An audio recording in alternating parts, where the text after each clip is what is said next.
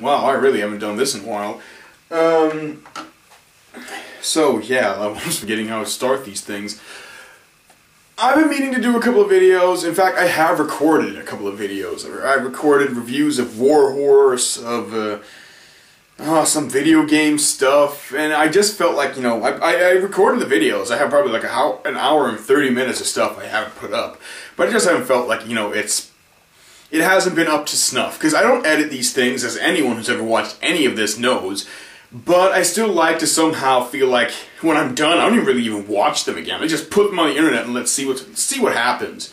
And actually, that's part of the thing. Like I'm a big fan of like the Spoony One's blogs, like his video logs. I like unscripted vlogs, just talking, because like a podcast, it gets things going. I mean, I know they edit podcasts and stuff, but it's more not natural, even though I'm not really having a conversation since I don't have anyone here to talk to. But still, that's sort of the thing I want to go for. I want to just, you know, have some sort of theoretical dialogue with basically myself and reaching conclusions and stuff like that, or just rant about stuff. And basically that's why I didn't post my Warhorse review, was because of the fact that it was probably the funniest thing I've ever done, because I yelled as shit.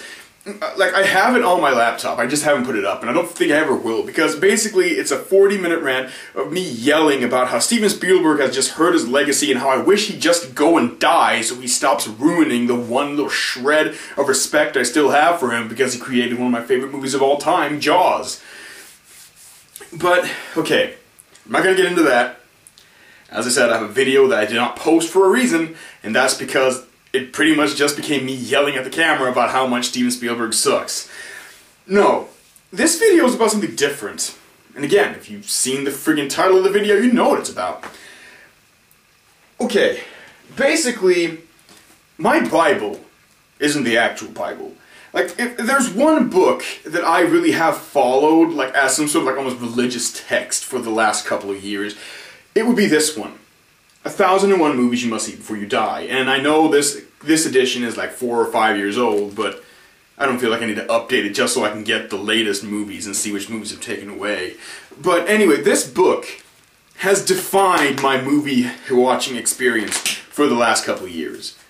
Granted, I have a lot of movies in this book I have not seen yet, but it somehow feels like it gives a pretty good, like, instruction, like guideline-wise, like, how you should, like, view films through history. And like most people, like a lot of people, unlike a lot of people, I mean, I don't have a problem watching black and white movies. In fact, I would like to say, like, percentually, I've probably seen more black and white movies from this book than I've seen the colored ones. Like, there are, of course, a lot more colored in it, since film has been in color to a greater extent. Like, has been color film since, like, ever, and black and white movies sort of died in the 1950s, and early 60s. But anyway, this book is fantastic, and I remember when I got this, because back at the time, I was still studying film for the first time. I was still planning on going back, but I was studying my first year at film school, for, like, film theory. And I was thinking, back then I loved video games as much as I love movies. And now I've sort of chosen movies over video games as something I want to work with and have as my main interest, because my time is more limited than it once was, when I could have both of them and just sort of balance my time with both. And of course, like now, ironically, I'm sitting in like a position where I haven't seen a new movie in well over a week. The last new movie I saw was The Hunger Games at the sneak preview of it, like the day before the world premiere, and I really liked it. I thought about making a review of that, but at the same time, it would just boil down to me saying, oh, it's great. Jennifer Lawrence is amazing, like the best actress of her generation so far, and it follows the book pretty well. Josh Hutcherson should not become the male Kristen Stewart and learn to shut his mouth a little more. That's pretty much it. There's my review of The Hunger Games. I like it. Jennifer Lawrence is awesome.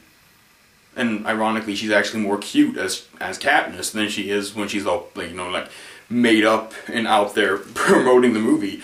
But anyway, I haven't seen a new movie in a week and a half.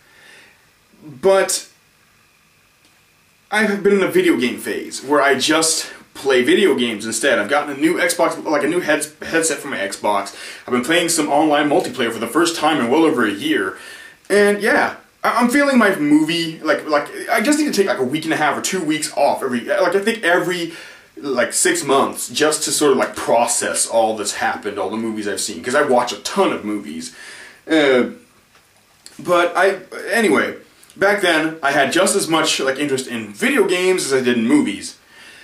And I always thought, man, I wish there was 1001 video games you must play before you die. But at the same time, I knew why that wasn't. Like why that book didn't come out at that time. I mean, 1001 books you must read before you die came out a couple of years later, and 1001. I just saw a couple of months ago that 1001 comic books you must read before you die has come out too. It's like, oh well, the video game should be out, and video games has apparently been out for like a couple of months or something, maybe even a year. I don't know. Since the cutoff year is the year 2010 in the edition I have, but even back then I knew why that book hadn't come out. Because there aren't 1001 video games you must play before you die. Not yet. Movies I went to see Hugo. Hugo was another movie I wanted to make a review of. Because I really loved Hugo. And I pointed out to a friend when I went to see it, before I went to see it, because I knew, is that the first movie in this book, in 1001 Movies You Must See Before You Die, is like The Trip to the Moon by Georges Méliès from 1902. Movies have been established for over 110 years.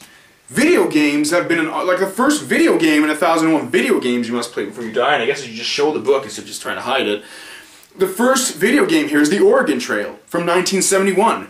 The first video game is 41 years old in this book. 41? 110. In that time, there have been 1001 movies I can actually consider are movies you should see if you really love the film medium. But this book does not have 1001 video games I feel like I need to play. And that's just because there aren't 1001 video games you must play before you die. Also because video games are such a bigger, like a big time investment in a lot of cases. But I just thought that, like, I'm not gonna really show a whole lot of content because this video might get pulled or something for copyright infringement. But, like, I'm still glad I have this book right away. Like, if you're a video game enthusiast, you probably should own this book. It's pretty fun to see, like, your favorite video games being here. And honestly, there are, like, only 2 or 3 cases where I can directly say right away, there are glaring omissions from good games that I love. But I do have, like, the whole point of this list is, I'm going to sort of review this book a little bit without showing anything. I'm just going to show it's the same sort of outline as 1001 movies. It's like you have it goes through the decades. You see it starts off with Dragon's Lair, like all this stuff back in it starts with the 70s, then moves to the 80s, the 90s, and the 2000s. And goes through different games, like here's Carcassonne and Banjo-Kazooie. It goes year for year in alphabetical order for every year. And yeah, I like this book. But again, there are some things missing, and especially considering that it's 1001 video games. In a way, it kind of feels weird when something you really think should be in here isn't in here, because of the fact that some other games are obviously fillers. So yesterday I actually went through this entire book. I did not read it, of course, but I went through every single title. I checked every title in this book, just for the fuck of it. And made a little, like I checked off all the games I have in one way or form, held up a controller and played. And yeah, what I have here is, I think I played something like 390 of the 1001 games. Playing meaning that I could, like, for something like Zombies Ate My Neighbors for the Genesis, which I played for, wait, was that the Super Nintendo? Like, anyway, I played Zombies Ate My Neighbors for about maybe half an hour back in the video store when I was a little kid. But I really liked it, and I remember it, so yeah, I will count that. I will count something that stupid. Drinking tea because we're so sophisticated. In my brand new Spider-Man shirt I bought over a year ago, but I have never used. Tag to prove it, fool. Just took that off. I'm still wearing this to the Amazing Spider-Man premiere, by the way. Like, I'm actually gonna put this down just to see what it is. It's like, yeah. My favorite Spider-Man cover of all time. I'm gonna wear this to the premiere, It's gonna be so fucking hilarious, especially if the movie actually does have that scene in it. And oh fuck, I just might have spoiled the movie for some people out there, but whatever. If you don't know how if you don't know the Spider-Man stories, then I don't think that movie's gonna follow it anyway. But anyway, notes. What's wrong with this book is that, okay, I'm pointing at 1001. What's wrong with this book is that, yeah, again, there are some things that I kind of feel like the whole handheld market kind of gets the shaft in this thing. There are very few like handheld titles that are in here. I don't think Super Mario Land, the original, or Super Mario Land 2, the 6 golden coins, is in here. And I kind of feel like there are some games. My left column here, which is only a few games, is like things I just need to just sort of like raise my eyebrow and go like really? What? That's in here? But this other game couldn't take that spot. I'm basically doing the same thing I did with The Help when I was looking at the Oscar nominee list, where it was like, okay, I'm taking this one game that really bothers me that it's in here, and saying, why the fuck isn't this in here? Just like when I looked at The Help on the 9 nominees for Best Picture, I was like, really? The Tinker Tailor Soldier Spy isn't a better movie than The Help? But here I have a lot of games missing, and I'm just going to sort of like point these things out. Klonoa. No Klonoa games in this book, and I haven't even played Klonoa, but I've heard so many good things about it, especially like Klonoa 2. And I'm like, really? That doesn't deserve sort of mention? I'm trying to figure out if it's best to just say the games that are in here first that bother me, or the games that aren't. I guess I should say the games that are in here. Both Ninja Gaiden for the Xbox and Ninja Gaiden Black are in this game. If you played Ninja Gaiden, you don't need to play Ninja Gaiden Black, and if you played Ninja Gaiden Black, you really don't need to go back and play Ninja Gaiden, because Ninja Gaiden Black is an updated version of Ninja Gaiden. Did you follow that? Ninja Gaiden Black is a game that has more difficulty selections and some other shit. You don't need to play the downgraded version of that. You don't need to go back like, I need to play Ninja Gaiden and Ninja Gaiden Black because I don't want to play Ninja Dog Mode. It's the same game. Those are not two games that should be in this book. And the same thing I actually have is like, right under that, is that the Chronicles of Riddick is in this book. And yeah, if you have a must-play video games book, Chronicles of Riddick should be in there, because it's one of the best licensed games of all time. But they have both Escape from Butcher Bay and Chronicles of Riddick Dark Athena in here. And Chronicles of Riddick Dark Athena is Chronicles of Riddick Escape from Butcher Bay and a secondary, like, 3-hour-long extra campaign called like Dark Athena. So technically, if you played Chronicles of Riddick like Dark Athena, you are playing Butcher Bay, because that is the main part of that game as well. It's an upgraded version. So why are both these games in the book taking up 2 slots? I'm going to go directly here and point out one of the things I've written up here that really bothers me, that directly ties into this whole one game taking up 2 different slots. And that's like, why is Legend of Zelda Oracle, like one of the few portable games that directly can point out in this game, like this book, why are The Legend of Zelda, Oracle of Ages, and Oracle of Seasons tied together as one? They count as one entry. Yes, they were released at the same time, like Pokemon games, but unlike the Pokemon games, Legend of Zelda, Oracle of Ages, and Seasons, despite being able to be combined to get like a Uber boss ending, where you can like get to fight a big bad that both games are sort of leading up to and alluding to being the villain, they're completely different. They're completely different games. They don't take place in the same world, they don't have the same enemies, they don't have the same weapons, they don't have anything in common pretty much, except for very basic graphics and being able to like partner up with some certain animals, and again, having a boss battle where you can combine the 2 games and fight Ganon. Yeah, I spoiled it for you. Boo-hoo, you didn't play a, 12-year-old game.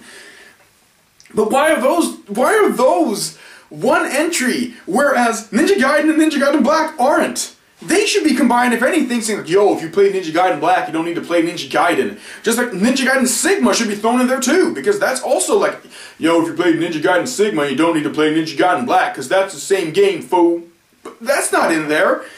And I'm gonna go through the rest of it. Time Splitters Future Perfect. Okay, that's a separate game. That's not like an upgraded version of anything. That's the third Time Splitters game. But I still don't think that it's a must-play. Time Splitters 2 is in the book too, and if you need to choose one of those, Time Splitters 2 is definitely the one you should choose to play. That was like the upgraded GoldenEye FP, like the GoldenEye multiplayer game. It's like if you wanted to play a multiplayer game that wasn't that was sort of a spiritual successor to GoldenEye or Perfect Dark, Time Splitters 2 was that game. And I played hella Time Splitters with my friends, and we had a blast. But you don't need to have both those games in there. And then you have the Mercury games. If anyone played those puzzle games, like where you drop a Mercury and you need to like guide the drop of Mercury through these mazes, both of those games are in there too. Both like the original Mercury and the Wii game. Do you really need to play both? Just like I think both Trauma Center Second Opinion and Trauma Center Under the Knife are in the book. Trauma Center Second Opinion is the DS game, but on the Wii. If anything, shouldn't you choose Trauma Center? What the fuck was it called? There's a sequel. I have the sequel. I don't even remember. Like there is a Wii standalone sequel. That's Trauma Center something something something, and I have that too, but I haven't even opened it. But shouldn't that be in there because at least that's a different experience from the one you got on the DS? Oh, and then. And here I have the last list. The last game I have on this list of the games that shouldn't be in the book because there's already another version of it in there or something that's better than it. Both Lumines and Lumines Live are in the book. Lumines Live? Shame on you. Lumines Live is the game that was like ripped apart by critics and gamers alike for being half a game when you bought it. It cost 1,200 Microsoft points, and you had to buy all the extra modes. You got like a stripped down Lumines, and then you had to buy all the extra shit. How can that be a must play? Oh, it's so bad, so stupid. And also, one thing that's different between 1001 movies you must see before you die and 1001 games you must play before you die is that 1001 movies, in a very rare occasions, actually has some sort of movies that could be considered bad in the mainstream in it, because it does recognize that bad movies are a part of culture and in some circumstances need to be seen even though they're bad. And I would say that the main defender is stuff like Solo and the 120 Days of Sodom, which is a movie that a lot of people really don't like, and Pink Flamingos by John Waters, which is also a movie that most people I think almost hate. I haven't seen either of them, but there are movies that I've heard very negative things about from a lot of people, like more negative comments than positive. And that's very rare that I really get to see that from a movie that's in 1001 movies you must see before you die. But they're still in there because they're culturally important, or they do stuff that other movies don't dare do. 1001 video games doesn't have that either. Like, I'm reading through this book, and I was talking to friends after I read through it, like, where's E.T. for the Atari 2600? That should be a must-play game. So should Superman 64. These games that are incredibly bad. Like, I even said, I think Pac-Man. I even think Pac-Man for the Atari 2600 should be in this book, just because of all the crazy shit it's done. In fact, thinking about it, I think Custer's Revenge should be in here. Just because basically, this book is made for gamers. It's made for gamers, and it should reflect that. And I think most gamers would, at least for a joke, say that yeah, Custer's Revenge should be in this book before Saints Row 2 should. And I really love Saints Row 2. But, yeah, it's just so weird that it's not in there. I just don't understand. Especially E.T. E.T. I think is what kills me the most. The original Counter-Strike isn't in the book, but Counter-Strike Source is. And again, shouldn't Counter-Strike, the original, be in it more than Source, since Counter-Strike is, what is it, Counter-Strike 6.1 is the thing that most people play and has been the most important throughout the ages of, first-person online multiplayer? I don't know. But it's not in there. And I think the one thing was, I was pointing out to my friend, was I was using just as an example, Margaret Cree is in the book. Turtles in Time is not. And he was like, well, Marker Creed's a really good game, you know, it's the first game, PS2 game with dismemberments in it. And I'm like, okay, yeah, I understand that, but does that really, like, warrant it as a game you must play to have had a full life, just, like, even touch? Granted, I was sort of interested in Marker Creed back in the day and almost wanted my friend to buy it so I could just at least see it in action because it looked kind of interesting. But again, I don't feel like I need to go play it now. Neither do I feel like I need to play both Sly Cooper and Sly Cooper 2. Both those, like, I have both of those games, but do I really feel like I need to play both of them because that's the way, like, I must play those 2 games before I die? No, that feels superfluous. And then there's, like I basically think this book should have more crazy crap in it. Like, not like obscure crap, like, you know, stuff that, like, forces you to use the virtual boy or the power glove. But again, yeah, maybe like more, like Wario's Woods shit. No, you know that the Wario game for the fucking the Virtual Boy should be in here, or like something like that, like Tellero Boxer. But other games, like games I actually own, I was like, why isn't Boktai in here? Like why isn't Boktai in the book? Say what you want about Boktai. It was an interesting little experiment. For those who don't know what Boktai is this vampire stealth game made by Hideo Kojima's like studio back at Konami, which, you know, like top down, you're a vampire hunter, you're like sneaking through these castles to get to the vampire, and you then, after you find the vampire and avoid all his zombies and shit in the castle, you have to sneak back out with his coffin. And here's the crux of the game, is that you need, like, throughout the castle, you can defeat enemies with your solar gun. I don't remember the name of it. It had a name, but you had to charge the solar gun. And the best part of all is you couldn't play the game unless it was sunlight out. And I know that's terrible because I live in Sweden, where like about 6 to 7 months a year there's no sunlight, which is why I never completed that, and why I was stupid enough to buy the sequel. But anyway, you needed to actually hold up your fucking Game Boy to the sky, and like when you wanted to charge this thing in the castles, and then at the end you would drag the fucking vampire out into the streets and like outside the castle, and you would go outside and you would hold up your fucking Game Boy to the sky, and you would fucking burn the damn vampire to death, and you would fight the vampire and depending on how strong the sunlight was, you would kick the vampire's ass with the sun. And the game was fun. It was great. It was a great game. It was really cool. I think that should be in the book, just for its attempt at innovation, because that's what the gaming industry needs more of. And then you have stuff like Odama. Odama again for the GameCube. Odama is a samurai. Like it's a pinball game that takes place in ancient Japan, like feudal Japan, with samurais and shit, and it's voice activated. It's a voice activated samurai pinball game. That's insane, but it should be in this book before stuff like Luminous Live, because first of all, the original Luminous is in the book.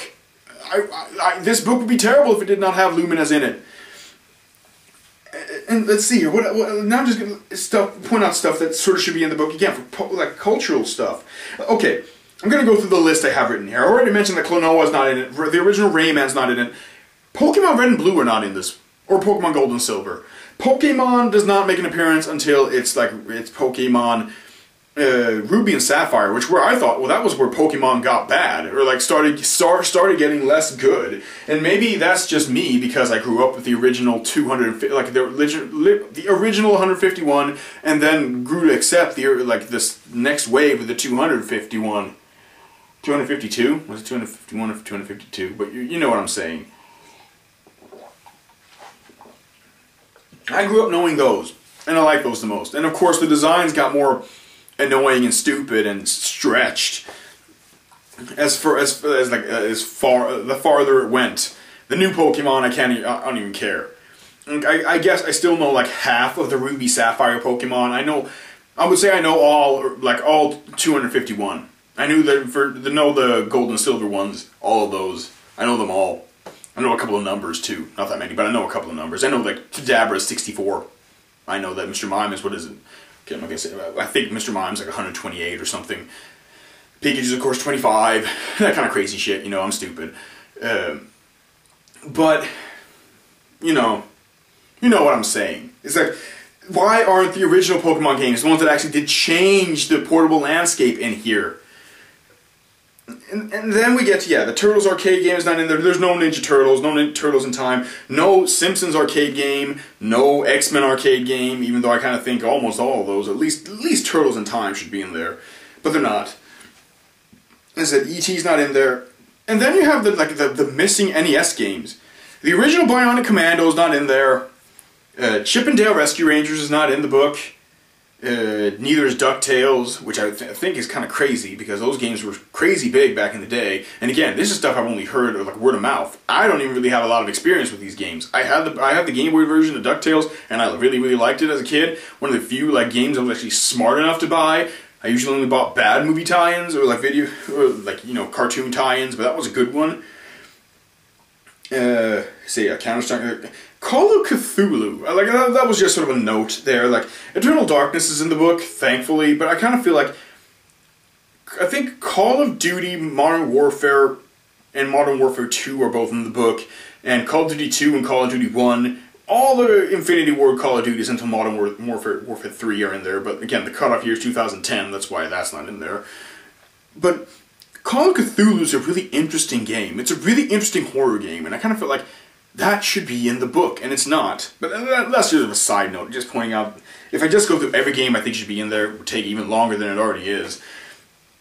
This video will never end. But the biggest flaw, the one I actually wrote in big letters, Eco is not in this book. Shadow of the Colossus is, but Eco is not. And that I don't understand. I don't understand how Eco cannot be in the book, because Eco is one of those games that was one of the first games to really sort of become, strengthen the argument that video games was art. There were serious artistic elements to gaming. And that is not in the book. That's a really important game. That's insane that it's not in the book. That's unforgivable, if you ask me. And again, I've only played the first 2 hours of Eco. It's... see, a lot of this stuff is just me talking about the stuff that I have come to know through others, and through others' people's experiences. But isn't that sort of the point also? If I just went for everything that I myself have experienced, I've talked to a lot of gamers, listened to a lot of video game podcasts, I've sort of tried to assemble some sort of common knowledge of what the video game community thinks are important games. And I've always found Eco to apparently be very, very important. That's why they released an HD upgrade of it, right? Because it's an important game, and that's not in this book, as far as I can tell. In fact, just when I'm talking out of my ass, I'm gonna check the directory run one more time, because I really don't want to be standing here being a fucking idiot and have someone comment "Eco's in the book, you're just fucking stupid, and you can't find it because you're stupid." But I've read through the book. I checked the directory once before, and I could not find it. Oh, both Grand Theft Auto 1 and 2. Grand Theft Auto 1 and 2 are in here. The originals, top down. And also, both Ballad of Gay Tony and Lost and Damned are in here. Let's see here. I, Robot, and then directly after that it's Ikari Warriors. No Eco. I don't understand that, but it's not in there. Okay. I'm actually gonna make this short because I'm really tired and I gotta go take a walk. I'm just gonna list off these last couple of games. You understand the point, right? There's stuff missing, and it's kind of weird considering that no matter how you say it, this book is filled with with video games. See, I apologize. It's like 11:30 at night. I'm tired. This book is full of games that aren't must-plays in any way, but see. I wish Metal Gear Solid 2, Metal Gear 2 Solid Snake for the MSX would be in here. Just because those are two games I always wish you could just slam together, like Metal Gear and Metal Gear 2, just to say hey, you should play these. Star Wars Battlefront and Star Wars The Force Unleashed. I don't understand why they're not in there. I don't understand why... I don't really understand why, Rebel Assault isn't in there, really. I also kind of wonder why Sam & Max Hit the Road is in there. I don't understand why Sam & Max Episode 1 isn't in there, because I kind of feel like like one of the new Telltale series, just like to have an example of the importance, like how like, you know, adventure games have resurfaced thanks to that whole like model. It's kind of sad that it's not in there. Let's see here. Yeah. Oh yeah, I already said Superman 64 for being so terrible. The last two games I just have on this list is, I kind of think that Wand of Gamelon, like one of the CDI Zelda games, and maybe potentially Hotel Mario. Like, I would be willing to settle for one of them, but I think that you should strive. Like I'm not saying that. Maybe this book is somehow, maybe it explains it in the foreword or something, that we're only trying to put in games that we think people can actually get their hands on. And that would explain why Zelda Wand of Gamelon isn't in there, or E.T. for the Atari 2600. But I still kind of think that it should be in there, because that game is such a bad, stupid, weird thing that any gamer who passes up a chance to at least like play it for 5 minutes, to for the rest of their lives be able to say that, you know what, I played Zelda Wand of Gamelon, is stupid. It would just be, it's just one of those things you want to be able to say, like, yep, you know what, I touched a CDI controller, one of the different kinds, and I played me some Wand of Gamelon. Any gamer should want to say, that's bragging rights. That's bigger bragging rights to be able to say, like, yo, I got 100 nukes in Modern Warfare 2, bitch. It's a lot, like, if it becomes a fight where, like, one guy's like, yo, dude, I prestige 50 times in Modern Warfare 2, and I got 200 nukes, and another guy just comes in, though, yeah, I didn't do that, but I did play through Zelda Wand of Gamelon for 5 minutes, and the guy that says Zelda Wand of Gamelon wins. Sorry, but that's just the way it is. Anyway, that's my rant on this book. It's a good book. And again, any gamer who really feels like they want to have... It's kind of fun to just be able to flip through and see games that I really haven't played, but still the texts are interesting. And except for my third or fourth favorite game of all time, I still haven't decided where Turtles in Time is, but it's one of my favorite games of all time. Except that's the biggest glaring omission for me, along with Eco. But that's on a personal level. But I still feel like it's one of the best arcade beat 'em ups ever, and the Super Nintendo version was amazing. One of my favorite games of all time. It should be in this book, and it's not, and that really bothers me. It almost feels like, to a certain extent, maybe they had maybe they couldn't get the rights to use the images or something. But that's retarded, since there was other Disney stuff in there when it comes to like Chip and Dale Rescue Rangers and stuff like that. Anyway, there are some glaring omissions here that I really think should be in here, and I feel more, because since video games are such a new art form in a way, I feel more able to straight up say with this book, this video game should be in this book, than with 1001 Movies, because there are so many movies that I don't feel like I in any way can really comment on them. Like, I can stand and say, Tangled should be in this book for as long as I want, but you know what? No, probably shouldn't. It probably shouldn't, and even if I could make a case for it, someone else could make just as good a case against it. Because there are 1001 movies, and there are we are over 110 years into movies to choose from, so that's a lot. And that's my rant. I'm done. I'm going out to take a walk and come home and write some stuff. Maybe play some of these games or something. Go play some Psychonauts. I basically bought this book because I wanted to read the text on Psychonauts, and it's pretty good. I kind of like, but also dislike the way the texts are written, because depending on who wrote them, they can be focused on weird things that will make the book really feel dated. And I kind of feel like with 1001 Movies, the movies, of course, the texts about the movies are almost timeless. Like, some of the modern ones might be a little more like, you can tell that there is no real cultural like importance that have developed for those films because they're too fresh in our minds. But with the video game ones, if you're talking about a game from the 2000s, mid-2000s, it still feels like they're talking about, like with Psychonauts, they point out how no one bought it, and how you should buy it off Xbox Live if you can, or off Steam. And I kind of like that it actually peddles a service, because what happens when Xbox Live dies? And this book is like, what if I have this book in like 40 years when I have grandkids, or like something, and like, Grandpa, what is Xbox Live? And I'm going to be like, Well, Xbox Live is something I used to play the games on back in the day before the damn holodeck was invented. Back then, we had real games with graphics.